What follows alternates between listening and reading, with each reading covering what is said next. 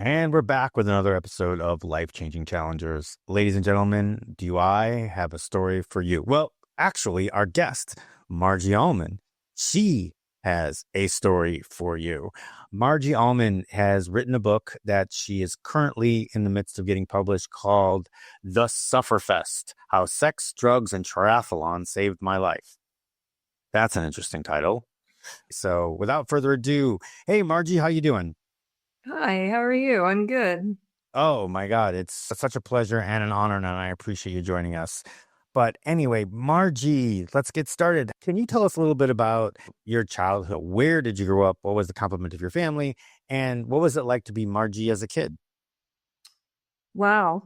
The happiest times of my childhood were spent on a bayou in Panama City, Florida, where we grew up snorkeling and water skiing. It was the best time of my life. And I've kind of gotten myself back to that, which is the good part of the story. I'm interested to know, I was born unable to regulate my emotions, low self-esteem, very insecure and shy and anxious. And I would like to know more about psychology personally to know if it's possible to be born with low self-esteem or what goes on there. Well, I struggled and I was the youngest, and I come from a very nice but conservative a family that believed you do what you're told and everything will be fine. Everybody will be okay. And it didn't work out for me that way. So around the age of 14, I decided that I not only didn't like myself, I didn't like really anybody I knew. I couldn't emulate my big sister who seemed to have life, had a grip on. So I started turning to drugs, and not just drugs, but I had this need to be as extreme as possible, which I also served me when it came to triathlons. But at that time, it was very self-defeating, and I got in a lot of trouble. I did a lot of drugs. And my parents I'd say my dad chose to put me in a place called Straight Incorporated, which is one of those abusive institutions for they call it the troubled teen industry. It's attack therapy. It's verbal and physical abuse, which I got both of. And I was there for 2 years. So yes, I learned how to be honest with myself. I learned to identify emotions. Something needed to be done at that. No kid deserves that. And my parents were so brainwashed as well that when I turned 18, I said, I'm not doing this anymore. And my dad said, well, then you're on your own. So they took me to the airport in Florida. Took me to get the money I'd earned when I was allowed to work outside of that place. I bought my own ticket and they said, see you in Atlanta. So that was probably a good lesson for me as far as figuring out how to function in the world when I had no tools. I had no skills. I couldn't even have a conversation without raising my hand, telling you how I feel, asking to go to the bathroom. So it was kind of a nightmare position to be in. When I was in Straight, though, so I had started running. I was swimming as a kid. I started running when I was 12. I got my first set of weights when I was 12. So I knew what an outlet it was, fortunately, already. And then, like in Straight, they'd have us do like boot camp style calisthenics, and I loved it. And then when they put me in isolation for 7 days before terminating me, and I spent my time in there just doing calisthenics. I didn't have a clock. Couldn't read a book, because in that place, you're not allowed to read, watch TV, nothing. So Okay. I was just... Yeah, wow. Let's step back a couple minutes to kind of get a better picture, and I want to get a picture of this. So first of all, mom and dad, brothers, sisters? I have one older sister. She's been one of my biggest cheerleaders. Oh, that's fantastic. And did she help you during these times when you were not feeling, would you say you didn't have any self-esteem? You started to go to drugs and that type of thing. Was she there to help you with that, or try at least? No. No. Okay. No, she was probably my first bully. Mom made her take care of me. And Tamsa, my sister, is she's good at giving orders. She's boss. And I bought into it all, because I was this like trembling little kid. When we become preteens and teenagers, she needed to break free of me, so she was being a teenager and people were like, are you worried about your sister? And she was like, I don't know. So at the time, it was basically sibling rivalry a little bit. You know what I mean? She didn't really want to be with you and you were too afraid to stand up to her. So we moved to Atlanta. I was out of my element. I did discover horses and I loved being outside. Horses? How did you get involved with horses? Well, my sister was the ballerina and that's what my parents put a lot of time and money into. And I guess when we moved to Atlanta and we didn't have the bayou in our backyard and, maybe mom was like, what do you want to do? And I had never been, my grandparents had horses. So I got to take riding lessons and that became my happy place. Nice. So I went at it and I think it was financial. Like my parents were putting so much money into my sister's stuff that they reached a point where I couldn't take riding class lessons anymore. What was your introduction to drugs? Actually, I took the pot from my sister's friend who was spending the night. Like she was a ballerina. There were the ballerinas. I'd gone to a concert with the ballerinas and they all smoked pot and sat there like they were all chill and into it. And so I kind of copied them but I was bored. I mean, I was 13 years old.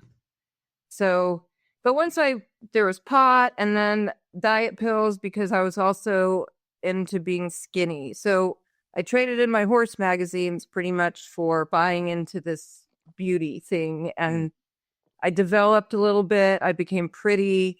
And then there are expectations with pretty. Pretty's happy. Pretty's friendly. Pretty does well. Pretty, how could you possibly be unhappy? You're pretty. This is in the introduction of my book.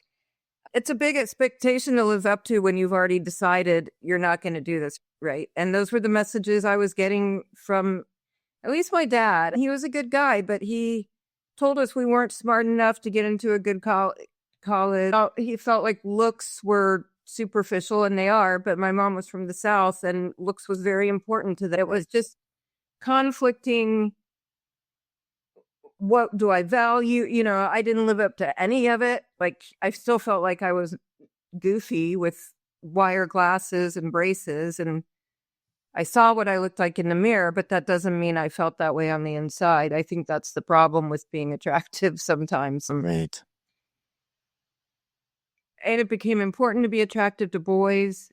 And since I didn't have a personality, or I didn't think I did, I put it all on looks and was mistreated in high school. I had some very, very bad experiences with boys. I was raped when I was 15. Oh, God. And I think, by the time they put me in straight, I was so unhappy. I cried a lot. Yeah. Can you give us some of let's call them an incident of things that kind of led your parents to thinking that you needed to go to a place like this? I had been skipping school a lot.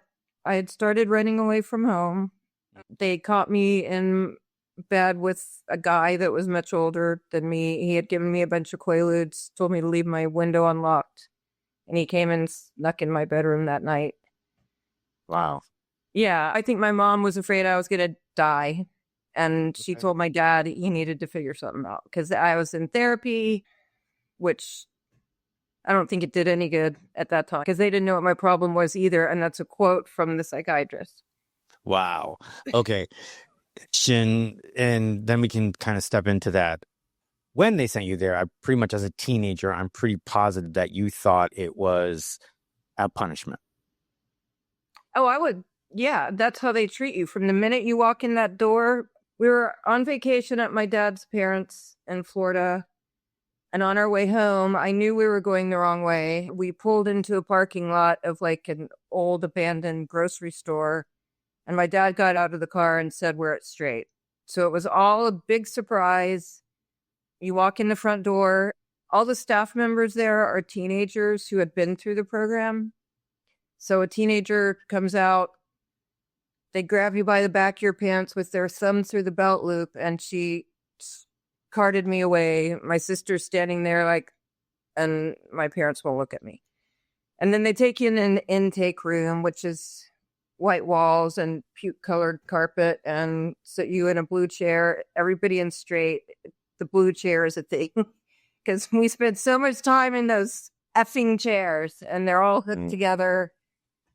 And they intake you, like, what drugs have you done? Do you skip school? Are you attacking you? Like, how many guys have you had sex with? Do you want to be a slut? I mean, the whole thing is designed to be degrading.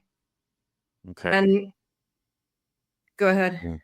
Yeah, no. So the biggest question I thought was, did you now, as an adult, do you believe that your parents knew that that was what was going to go on? I don't know. Like, they had to go to an open meeting before they did their oven. Like this, the basis was Christianity and military. And so it was beat you down and then supposedly build you back up. And I think that part appealed to my dad because he was very old school military. Mm-hmm. Okay. So the reason my question is that I'm as a parent, you're like, oh, I'm at the end of my wits. What do? I find this place that connects with me and my Christianity, my military, blah, blah, blah. And I'm thinking, okay, well, I need to do some amount of ideas. This sounds good. And my biggest question was, did they know that it was going to be as bad as it was? Do you think that they did this more out of love, or was it just to, all right, we just need to send her away and get rid of her for the time being? I think my dad thought it was the best thing. Okay. Yeah. I think that he did it because he truly wanted you to get better. Okay. I don't believe that my parents had any ill intent. Okay. And I even asked him, he never understood either why it stuck with me. Like, why didn't I get over it? And I even asked him, I was like, Dad, they sat on me. Like, they put 4 girls on me and I thought I was going to die. And he was like, well, they must have thought you needed to be sad. Oh, my God. Okay. All right. I mean, but, I can admit that you could get blinded, by certain things. And, but that was the true answer. That was what I was looking for, was whether you thought that it was just like they were just pushing you to the side, or they did this out of love because they truly wanted you to get better. And that was the answer. They truly did want you to get better. They just didn't understand what this thing was. I mean, we've heard it a million times before, right? With the church, the like beat the gay out of you type things, you know what I mean? Where they have the transition, and they're like, oh, well, you go to the camp, you'll no longer be gay, blah, blah, blah, blah. We've seen it to where it looks like it's, pray every day and God's going to come over and he's going to take this out of you. But really they're beating the kids and making them, making them do all this stuff. So they indoctrinate you, put you in the blue chair. They'd ask you all these demeaning questions. What happens after that? So there's 5 phases in straight. And for the first phase, you cannot speak. You're held on to by the back of the pants with the thumb through your belt loop. You cannot speak, read, watch TV, listen to music, have any connection with the outside world. You spend every day inside that place, starting at whenever the people you're staying with, like if they lived far away. So we stayed at foster homes until we reached phase 2, and then you could either go home, or if you're out of state like I was, you were assigned a foster family. And you have to write moral inventories every single day of the whole time you're there. 3 good points, 3 things to work on, and things you're grateful for. And then, so you can only speak by raising your hand, even in the home. You cannot eat without asking permission. The whole thing is like designed to treat you like you're a piece of dirt, and you have to earn even a food privilege. So then second phase, you're still in group all day, but you have control over these first phasers. You get to hold them by the back of the pants and watch them pee, and everything is very controlled. So sleep deprivation, bathroom deprivation, sometimes food deprivation. As consequences for things, or not earning them? The going to the bathroom thing was that was just a way of making you suck it up and stick it out. Mm-hmm. So, yeah. How long was first phase? I think my first phase was 4 or 5 months. 4 or 5 months? Yeah. And I was there for a total of 2 years. 5 months. I was thinking 4 or 5 weeks. I was thinking that you're just, all right, you're getting used to it. This is the environment, blah, blah, blah. That's how you're, but you said 4 or 5 months. Wow. Not speaking, having to, oh my God. So in phase 2, then they kind of make you somewhat of a leader.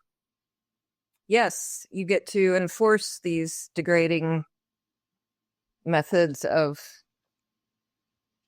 whatever you want to call it. Yeah. But you still can't watch TV or have any input from the outside world. Yeah. That doesn't come till phase 3 when you either go to work or you go to school. So the first foster family, did they have to adhere to the certain program? I got a foster when I hit phase 2, that foster family. Sure. Yeah, I got to know them, but I mean, you still live within rules. You can't go anywhere. They can't have alcohol in the house. Everything is locked at night. You have to have travel locks. You're locked in the bedroom. So the family has to go along with it. Oh, that's terrible. So in phase 2, you're not allowed to work. No. Okay. And see a lot of this, in order to make sure that you understand that good things happen when you behave. I don't understand you not allowing books.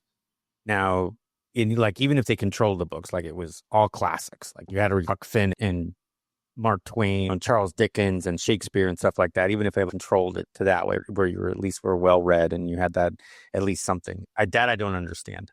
We could read the Bible. You could read the Bible. Wow. Okay. I'm totally flabbergasted that there's places like this out there. Let's just move on to phase 3. First of all, how long were you in phase 2? So I had some blips in there. So I was still in Florida, phase 2. I made it to phase 3. Since I was from Atlanta, they were going to open a program there. I worked on my first phase 3 at Kentucky Fried Chicken. So we also weren't allowed to listen to rock and roll. Like there was some music that you were never allowed to listen to. And of course it's blasting at the KFC. And then I have this whole thing about, am I going to get in trouble because they're playing the druggy music? And also you tend to gain weight once you're like allowed access to food. So that's when I started putting on weight. Yeah. Well, I mean, come on. And you learn, like, that's when the moment I remember being there and eating one of those parfaits and realizing that it was comforting me. Like, it was as good as a drug. I had never had that sensation before. So then came back to Atlanta and I went back to high school for the first time. And that was the first time I ran away. I didn't go to I went to my old high school. That's the problem. They sent me to my old high school. And you're not supposed to talk to your friends. You're supposed to say, I can't talk to you. Like, teenagers don't do these things. Yeah. But and I was, you're not allowed to like care about your appearance when you're in a place like that because that's false. I was just miserable. So that time I may have left with a friend. And so then my mom and her friend came and found us and took me back. So then you're like on a probation.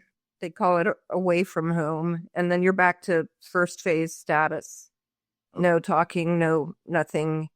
You earn your way off of there, go back home. Because now you also have newcomers and first phasers that you're in charge of making right. And I got to fourth phase, ran away again, took myself back, I think. Okay. So, and then when I went back that time, I made it to fifth phase. They put me on staff trainee, which I really didn't want to do because it just keeps you tied into them for longer. But I did. And then I graduated or 7-stepped. But I couldn't get away because I was on staff. So I ran away again. And then I went back and I was almost 18. So I was done. but I agreed to do whatever my parents wanted because I was still a minor. Right. So they sent me back to Florida, and that's when they really showered me with the put downs and then sat on me and put me in isolation. Then I turned 18 during that time, and I was like, put in for they would come talk to me in the room where I was in isolation and tell me how I was going to die on crack and end up a prostitute and all this stuff. Wow. That's, wow. How degrading.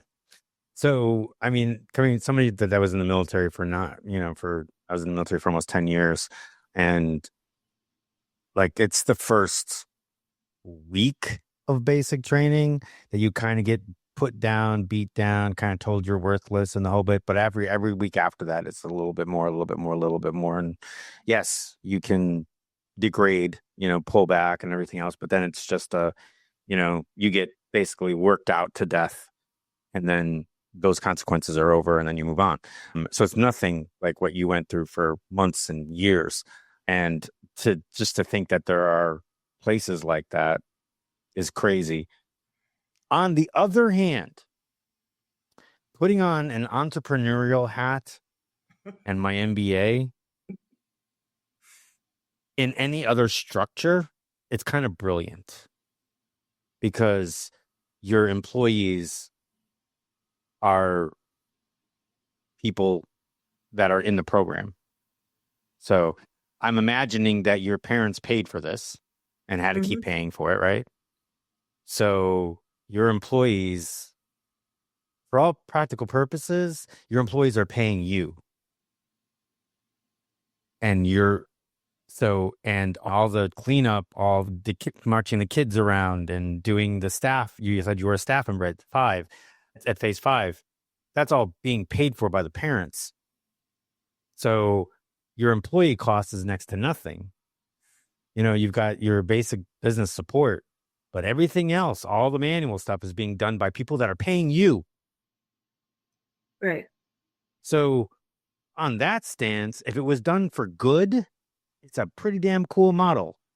But this is not done for good. This place is evil. It's the only thing that kind of went through my mind. That was trying to find something good out of it. But anyway, that didn't work out very well. All right. So you graduate, you pull yourself out of this. They say, oh, you're a skank. You're going to be a prostitute and you're going to die. What do you end up doing? You're in Florida now. What do I end up doing? When you graduated? I was in Atlanta when I graduated, but then when I ran away and went back, they sent me back to Florida. Okay. But wait, then you graduated, you're out. But still on staff. Oh. Okay. Wasn't 18. I wasn't really out. Their clause. Well, and because my parents wouldn't have anything to do with me, like I was on my own no matter which way I went. Oh. So if I didn't come back to the program and do it right. Okay. So, it's probably because of my mom that they stuck with me through the years till I did want to stay alive. Like if he had had his way, he might have been kind of my way or the highway. Yeah. So let's get out of this mess, or hopefully this is the mess. All right. So when did you finally leave? Like you're gone, you're done. This goes on and it keeps going. Yes, I left when I was 18. Got back to Atlanta, stayed with a friend, was not doing well because I didn't have any life skills. I mean, right.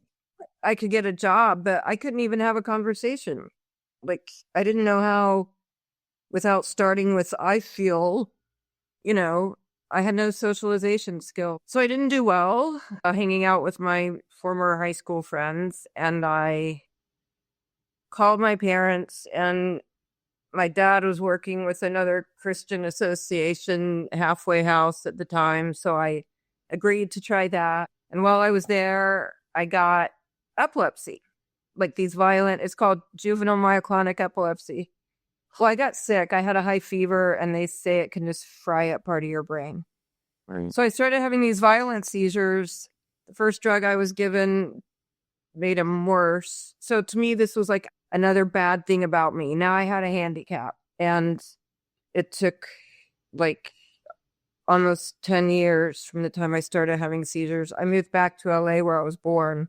And that's where I met a doctor who could give me the correct medication, but it dumbs you down big time. It slows your personality, slows your thinking, makes you dopey. So I took as little as possible and kind of struggled with having seizures. I do want to say I was already like in the gym. When I got out of straight, my sister had gotten me into aerobics. So I already had the exercise thing that I'd been running forever. And I think that does something for your brain, even if you don't know what's going on at the time. Like it does Absolutely. give you endurance and you're better suffering. Yeah. So I did the halfway house thing, and then I got out and I stayed sober for a while, but I couldn't articulate these feelings that had been building up from straight. Like I now had this rage that I didn't know how to talk about it. And the house I grew up in, we didn't get angry and you didn't raise your voice. I couldn't relate to a lot of people in sobriety because I'd been in straight. Like they were so strict on how much you had to change, everything. And if you're not in touch with your feelings, then you're fucked up and will set you back. And so, whereas I feel like normal people, when they go to a 12-step program or try to get help, they're just trying not to use the substance. But for me, it was this whole tear down that I couldn't get rid of. I couldn't get out of the crazy thoughts, my self-judgment, my judgment of the world. I didn't know how to fit in, still the same things. So I went back to drugs, and for the first time in my young life, I had friends that weren't talking about whether or not they stayed sober. And I was really wanting to be able to be one of those people that could have fun, but I couldn't do it without drugs or drinking, and I just went straight downhill. And that's when I did end up being a prostitute, and it didn't last long because I hated myself, and my sister told me that I could quit, and so I quit. And then did she offer you anything? I mean, because obviously you were doing it because you needed money for either just to live on or for drugs. So she just told me I didn't have to do that. She said, "What would mom and dad say?" And I was like, well, they probably wouldn't want me doing this. And so I just quit.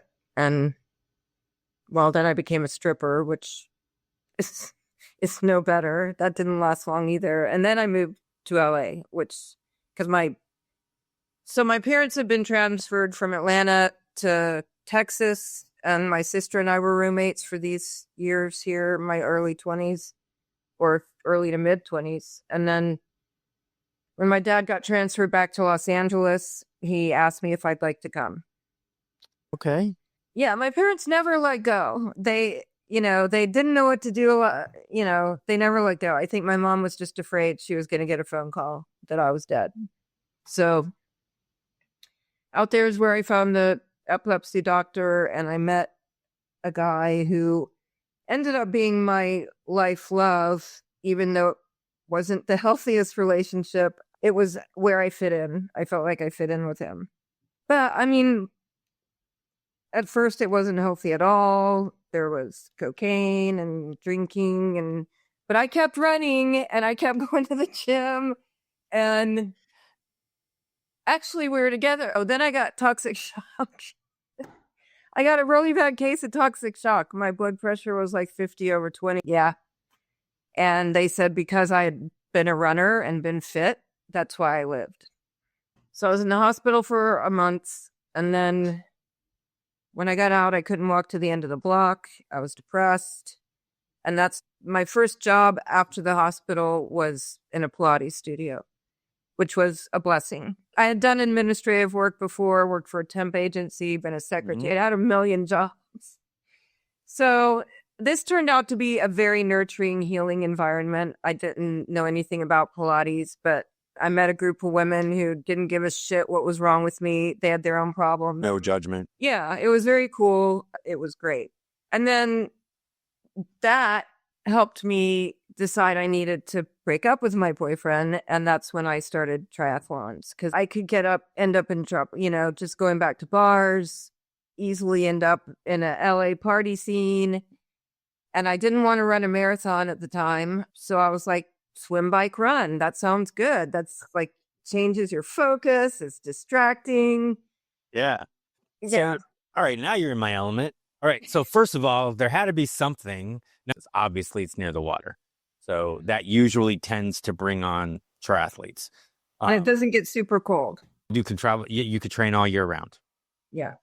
So like here in Florida, we've got a pretty good community.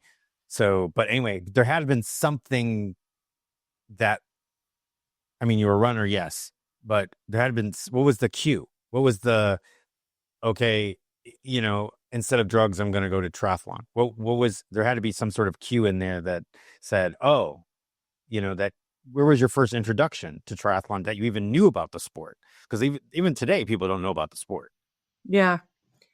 Maybe my sister, because she was always into running. She had followed like old runners, Mary Decker Slaney. Okay.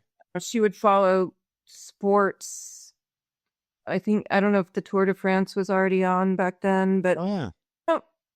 She wasn't doing triathlons yet when I decided that's what I was going to do. Maybe I had been looking in LA for running groups or, Okay. All right. Yeah. Because I mean, for me, I was training for let's call it the first marathon of my adult life.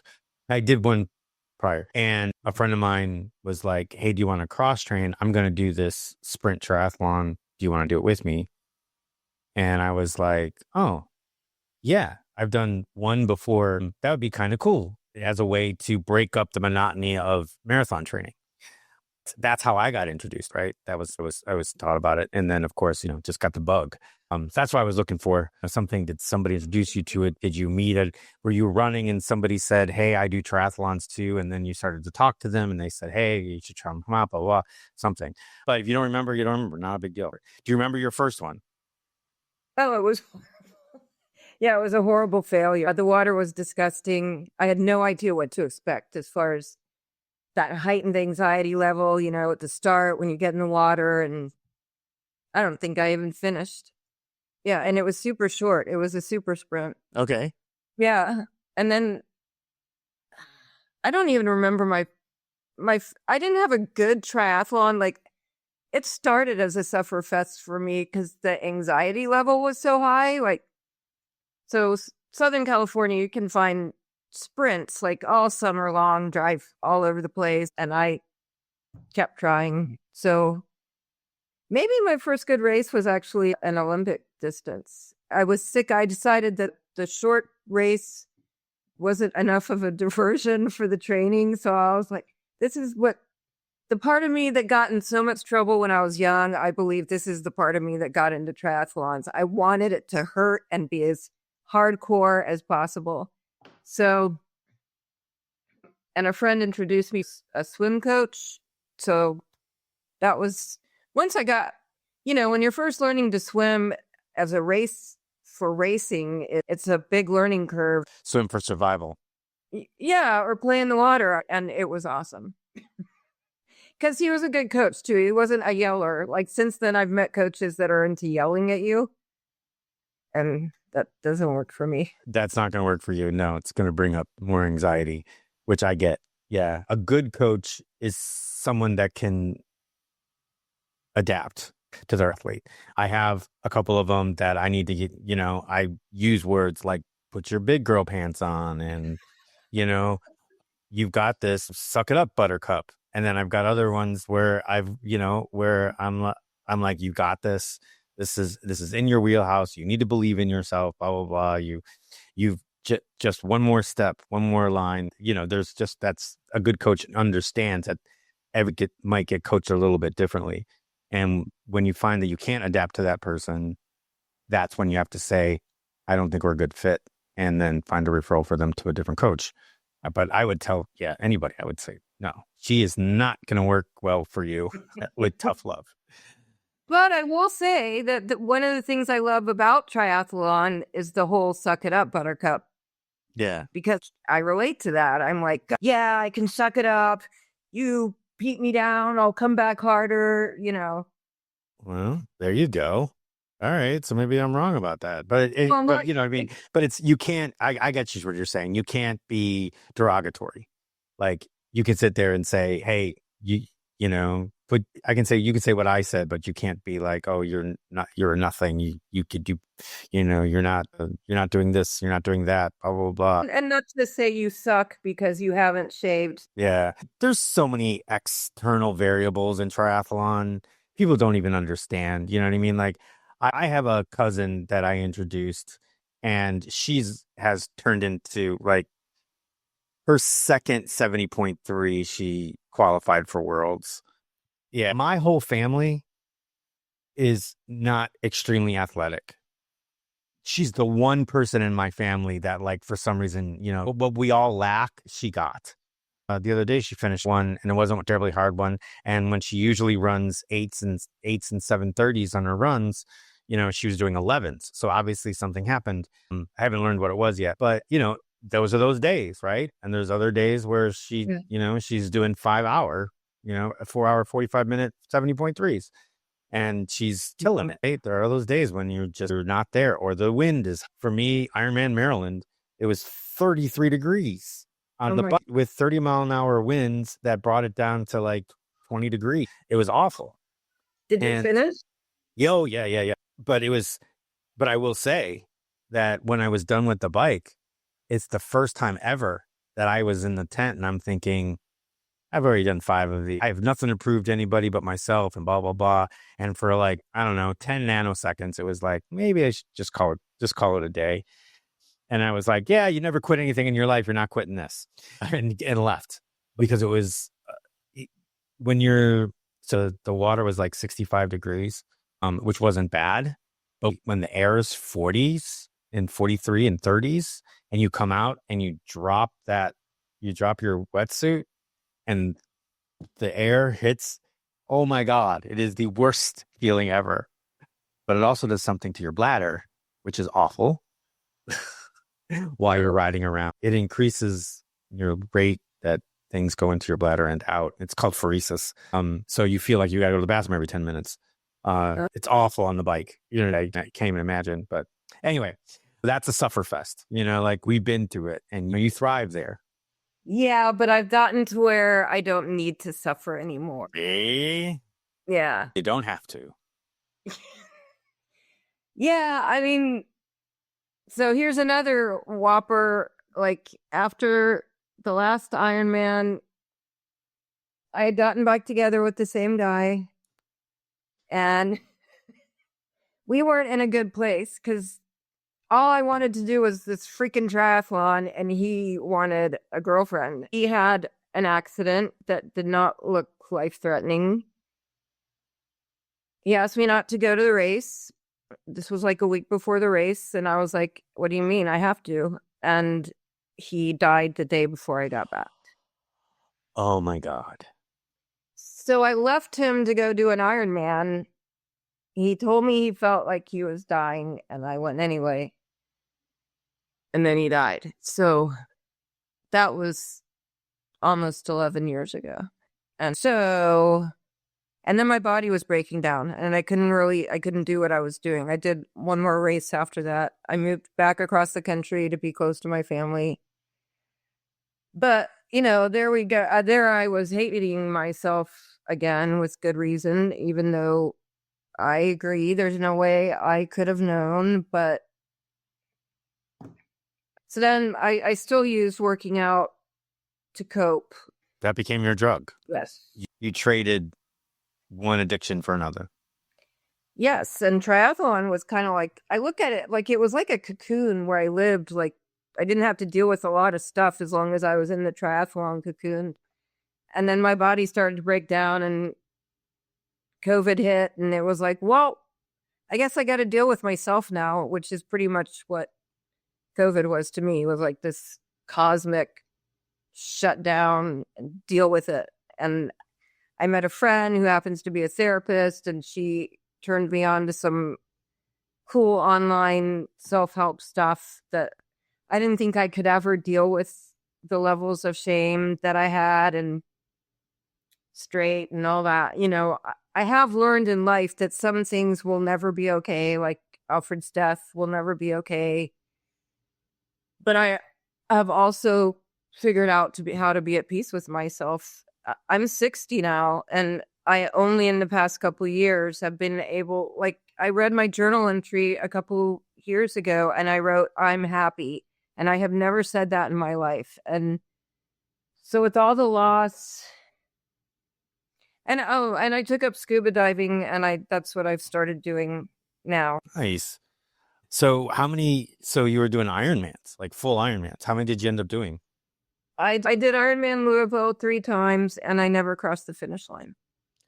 Where did you feel like you went wrong? I think it was food. I never ate enough. Did you ever have an actual triathlon coach? No. You got a swim coach. Did you have a club that you were around, either in California or wherever you were? I tried, but I never felt like I was never good enough. Like, they were always at the top of the hill waiting for me, like with that, when are you going to get to the top of the hill, out on the bike rides. Okay. It was a naughty group. I was going to say, West Coast triathletes must be different than ours, because our guys, even the fast guys, they'll be more than happy because they just want to they love the cocoon, but it's the cocoon of the club. You know what I mean? Or you'll split up into ability groups, where they go, okay, we'll do group A, group B, and group C, and even if you end up having to wait, that's just it. It's just part of it. But yeah, I feel bad that you didn't have that good of an experience. Did you do some halves? Obviously, you did some sprints and some Olympics. Oh, yeah. Have you ever heard of Wildflower? Yeah, it's the only 70.3 or one of the only 70.3s that you can qualify for Kona. Okay. Yeah. I did that like 2 or 3 times. Or I did the Olympic distance. The first year I didn't finish. And then I did. Yeah. And then I went back and I did.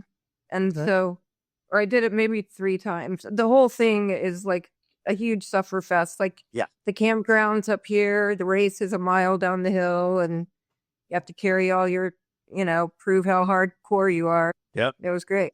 I don't even know if it's around anymore. I don't think it is. But it was. And Vineman. Yeah, it was one. Oh, Vineman. Yeah, and Vineman's not around anymore either. Well, it's still there, but now it's called Ironman Santa Clara or San Jose, or anyway, it's not. Yeah, it's not Vineman anymore. That was of course. That's still out there.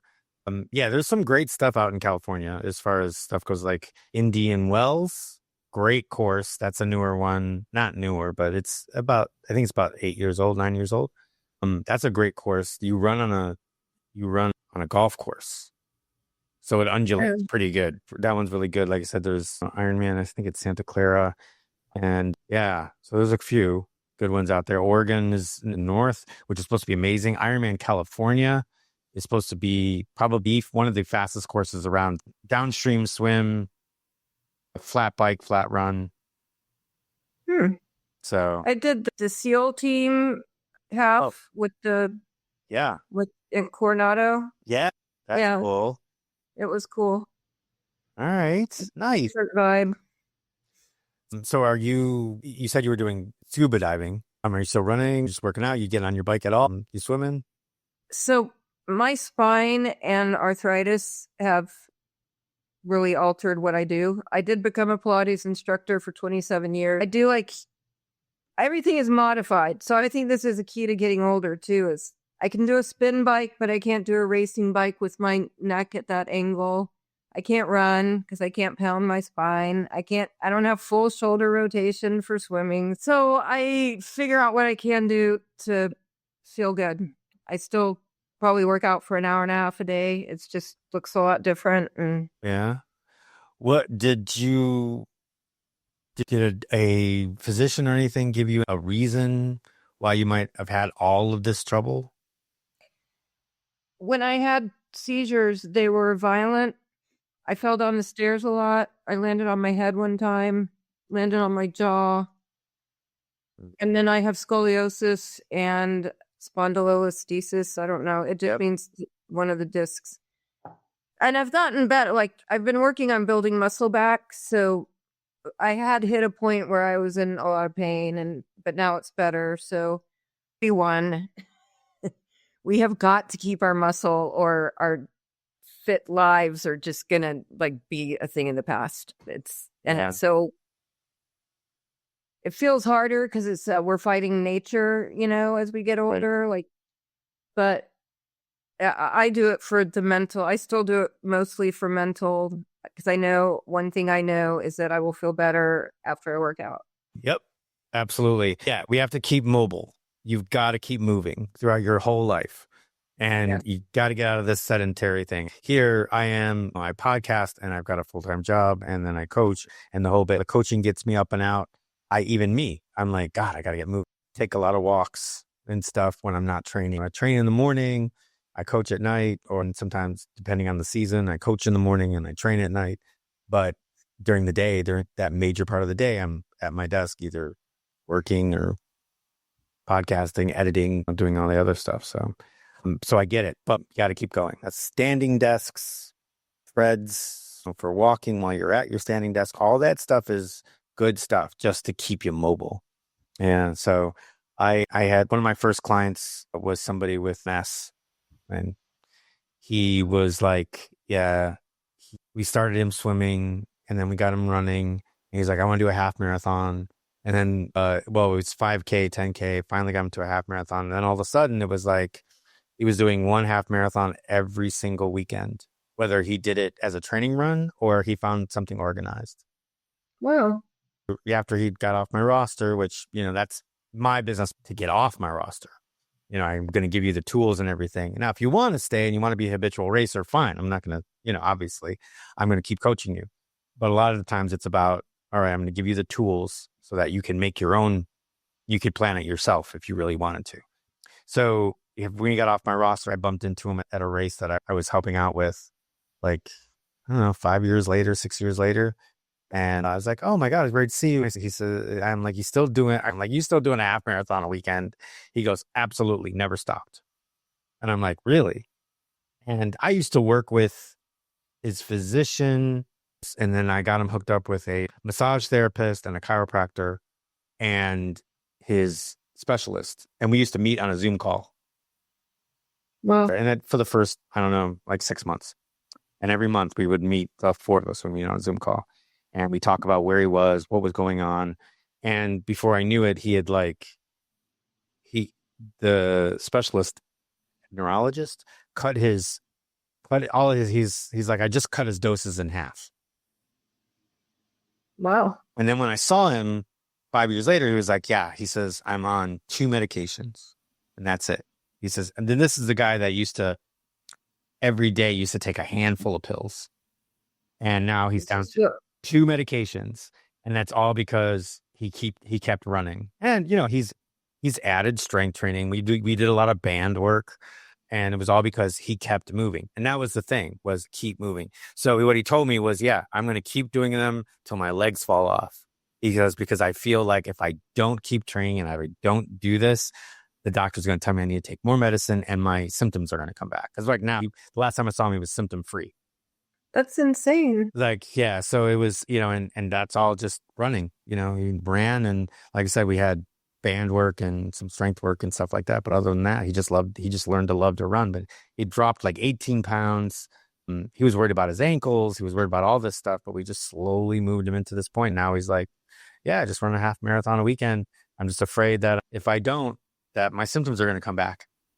So, wow. And I'm like, that's awesome. It's not a bad habit to have, like if you're happy and he's happy. So that's all that matters. Yeah. So, but that's where it makes me believe, got to keep moving. Just got to stay mobile. We got to get out of this Netflix and chill attitude. We got to get off our phones. You got to get, and off our tablets and away from the screens and get outside. Obesity's at an all-time high. Yeah, it's way too easy to become sedentary. I mean, without even thinking about it. One of our biggest sociological problems, I feel like a lot of things would change in our world if the world moved more. You're right, because it has so much to do with the good feelings and self-esteem and confidence, and also getting out anger and frustrations on the pavement or whatever. Yeah. Serves some good purposes. I've solved most of my problems are solved either on a run, on a bike, in the shower, after a run or a bike. But yeah, so that's, and that's, because after you got a certain fitness level, those aerobic runs that we do, they're like meditation. Yes. And when you rise above the physical pain, and it's a whole new ball game. So, but anyway, well, listen, I appreciate you sharing that story with us, because it is something else. I don't even know what to say about it, because what you've gone through, but you've risen above it, and you say you're in a good place now, right? Yeah. Good. That's all that matters. Well, I have a place in Atlanta and a place, it's actually north of Atlanta, Alpharetta. And then I bought a place in Belize where I've been spending time. Really? I love Belize. Oh my God. Yes, I love Belize. Been there a couple of times. And so again, this is amazing. And it's a great story. And remember that to keep looking out for her book, The Sufferfest, How Sex, Drugs, and Triathlon Saved My Life. And you'll learn all about her story, a little bit more detail, get into how she became a Pilates instructor, and, and her triathlon stories and all that cool stuff. So watch out for that. You're on, it looks like, most of the socials. Or would you say you're more on what's more? Are you on more on Instagram or Facebook? Instagram and Facebook probably equally. Yeah. Thank you so much for having me. Oh, no, you're so welcome. We'll make sure that those links are in the show notes. Also, the name of the book. If you are listening on Apple or Spotify or any of the other podcast directories, please go ahead and leave us a review. And if you know that, I don't even care if it's a bad review, because any kind of feedback is just going to help evolve the podcast and help more people. So, and that's what our mission is here at Life Changing Challengers. So again, Margie, thank you. And for Margie and myself, thank you for listening. And we will see you in the next one.